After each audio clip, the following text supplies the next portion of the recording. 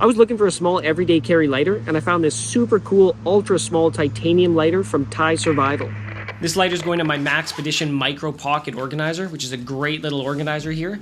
And I want something really small. The Bic's just kind of in here as my backup. I'm sort of looking to fill this up at this point, but I want something that's ultra small here. And this one fits the bill. Now this is actually called the Exo Runt Titanium Lighter and Pill Fob.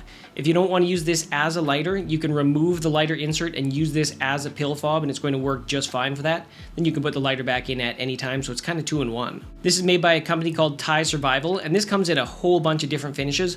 I wanted something very understated here, and the one that I went with is called Stonewash.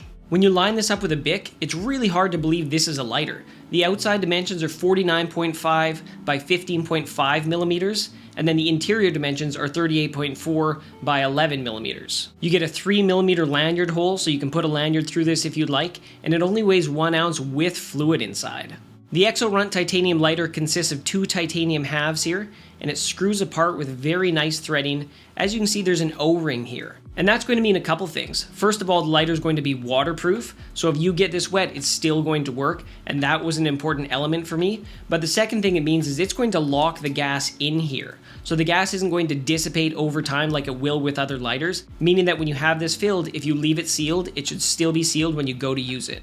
It's got a nice stiff wick here. Feels like it's got some metal in there to keep its shape. And that's going to be the flint. That's going to give you the spark that's going to light it up. You'll see this little tiny gap here. That's where you want to grab it to pull this up. And when you're pushing it back in, don't push it in too tight. You don't need to push it in too tight. And if you do, it's tough to get it out of there. I like to grab a napkin and then just use my little fingers, careful not to damage the wick, and just pull that right out of there. There you go. You see, wick's still in one piece. Then you see it's got the, it looks like cotton batting down there.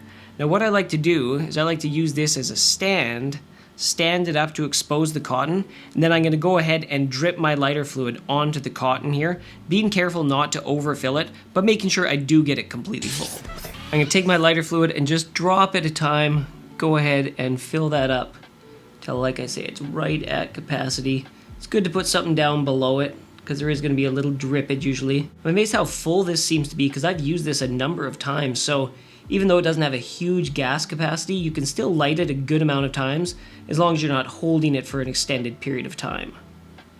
That looks to be about full to me. You might be able to get a few more drops, or if you wait a little bit, but that's going to be totally adequate. I'm going to do my best to wipe away any extra lighter fluid as I go ahead and put this back in here.